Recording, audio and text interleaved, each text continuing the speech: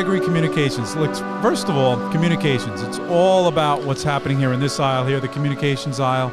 Tell me about the longevity of the company. I know it's no This is task. an interesting story. I might go on too long. Cut me off when you're bored. So in 1992, I bought a storefront operation in Bethpage. It was called By County Mailing. I know that. Everything was done by hand. There were 3 little old ladies in the back room stuffing envelopes. We didn't have a computer or a fax machine. Fast forward to today, we're in 25,000 square feet in the Heartland Business Park. We have 35 employees, about 600 or 700 regular customers, and we are a full integrated marketing company. Congratulations, first of all. And you had to get there by what? Vision, perseverance is the number one thing in an entrepreneur, isn't it? Well, I know it's not money. So here's the deal. Failure was not an option. We were all in when we bought that little shop in Bethpage, so failure was not an option. So I did not come from a business background. I'm a retired detective, so what do I know about business? So I hit the floor at By County Mailing, not understanding what a P&L was all about. All I knew was I had to show up every day and work hard, and everything else was going to take care of itself. So as things progressed over the years, printing and mailing became a commodity. And I recognized that fairly early on. And the industry was telling printers, listen, you got to become a market solution provider, which really meant a pressman's got to tell you he's going to do marketing, which was BS. So I said, we need to do that, but we need to do it correctly. So I actually hired people with skills before we had the revenue to support it, because I did not ever want to be accused of faking it until you make it. So it was a heavy lift the first 3 or so years to convert us into a real agency, because the lift was out of my pocket. And we were, once again, we were all in to get where we are today. Awesome. And what we keep doing is trying to close any of the loops, any of the holes in our wheel in terms of messaging and marketing and so forth. Matter of fact, we just now created a really big initiative.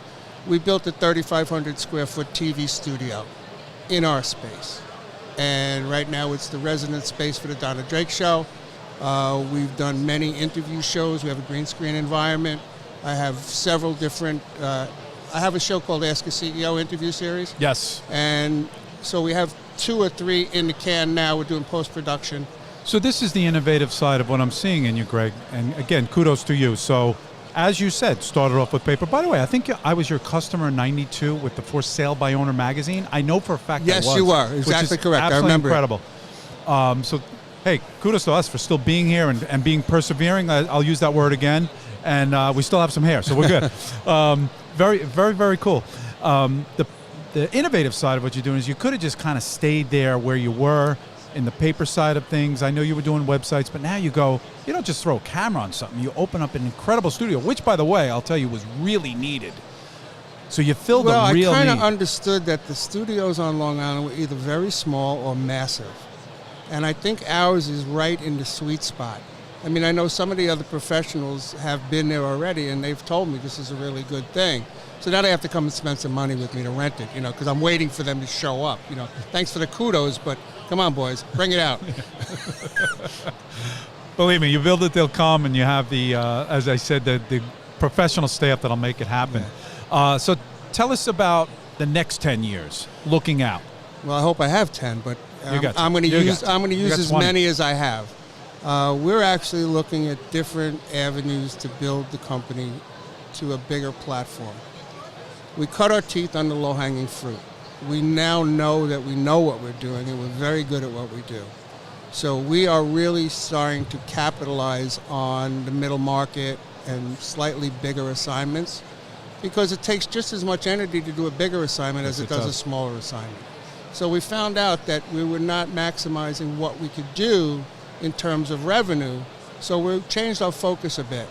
Matter of fact, just 4 or 5 weeks ago, I brought on a professional to occupy the business development role, to get us to that platform, get it to that level, and he's hit the floor running, and we're making a lot of changes from the old hand-to-mouth type operation to a more structured and process-focused organization. So our work is cleaner, smoother, much more controlled, and gets the client to where they need to be.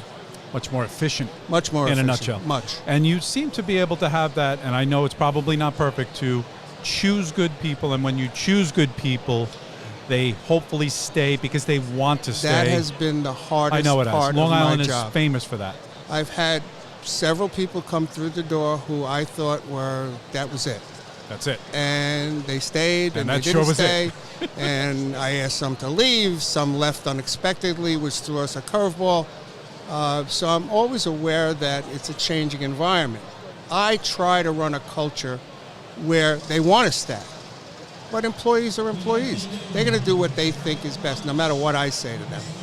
But I have their best interest at heart.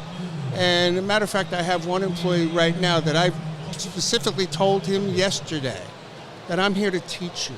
I want you to grow at the company. I want you to run the department. But you need to learn to listen.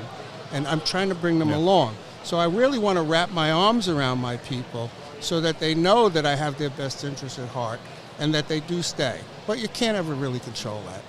Well, if they follow simple steps, they'll get there. The problem with today is people think they're getting from A to B very quickly.